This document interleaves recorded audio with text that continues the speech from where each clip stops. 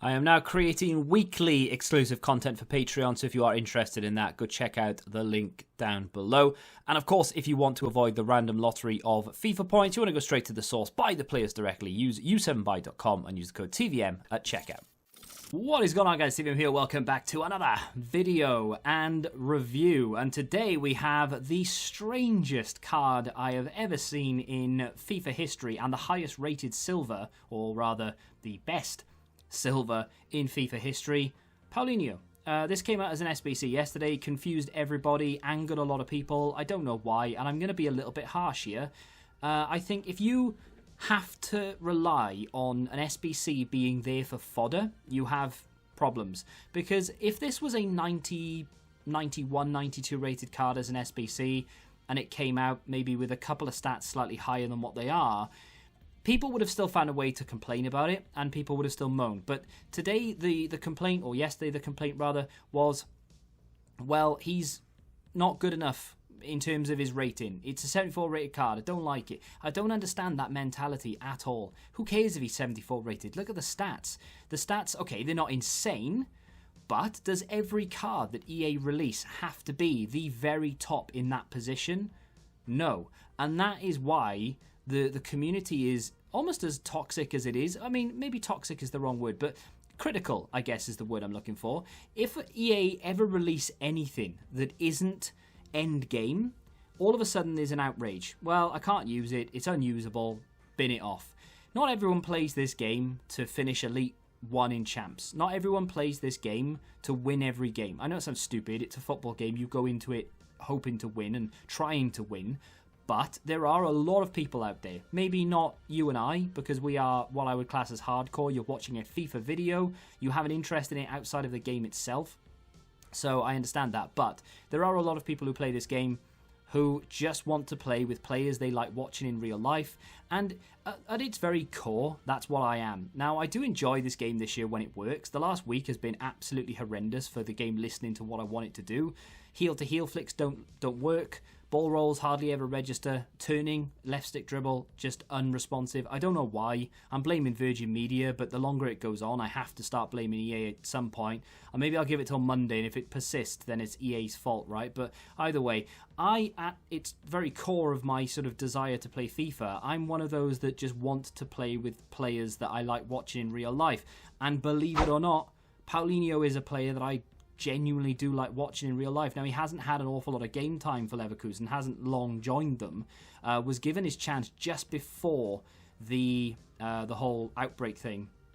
And then, of course, that happened. He came back into the team but wasn't really a consistent member. Kai Havertz was obviously running away with the show. But either way, he is a very good player who is very capable of holding the ball, and a one for the future almost, because, I mean, he's still 19 years of age, so this is nice to see. It's a weird one, I won't lie and sit here and say that I get why they've done it. I think it was a case of, look, we've released a silver objective for a 50k pack. Yeah, you can do it in friendlies and you don't need this card, but if you want it to maybe make it a bit easier against those who don't have it, or maybe you want a really good silver card you can build a team around, here you go. And I get it, and I understand it. You don't need the card, you don't need to do it. It's going to be annoying if you come up against him because you can't bring on any gold cards to combat how good this card is. But at the same time, it's a promising sign. I would much rather EA experiment with this and various other things.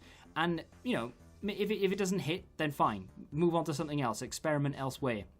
And then use what worked and build on it. So this has potential, and I know I'm blabbing on about just random things, and we'll talk about the card in a bit, but I think this has massive potential, especially for FIFA 21, to open up doors to other possibilities. I talked about it in yesterday's 6 PM content.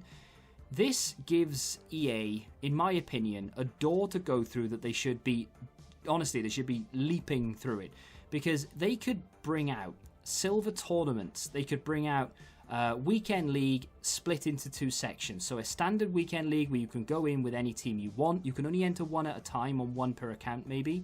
Or maybe you can enter both. That's entirely up to you. And then, of course, the other side of it is going to be a limiter. So I'm not saying silver only.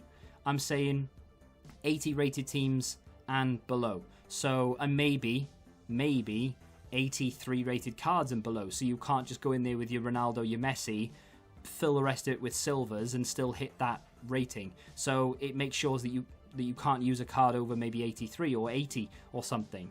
Why do we want that? Well, there are a lot of football fans out there who support a club. Okay, not necessarily in this situation because obviously Paulinho plays for Leverkusen, who's a very big German club, but maybe you support a team at the other end of the table and your club very rarely gets recognised for high-rated cards, team of the seasons and such, and you never get to use your players. Union Berlin aren't even at the other end of the table. They're a mid-table team this season. They've done really well. However, they don't have any cards in the game you can realistically go and play with, despite the fact that they've got some of the most hard-working players in the league.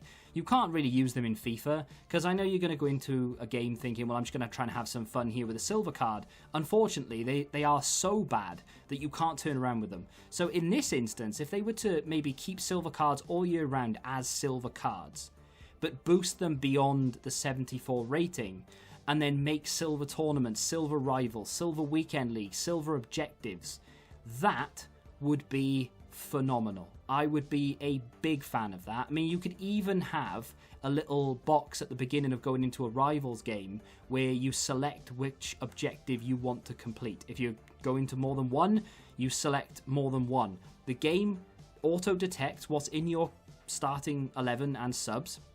If you don't have what you need to go in for that objective, it doesn't let you ready up. However, if you do have what you need, it lets you ready up. That stops you from facing 99 rated teams with crazy cards all over the place when you're playing with your silver team.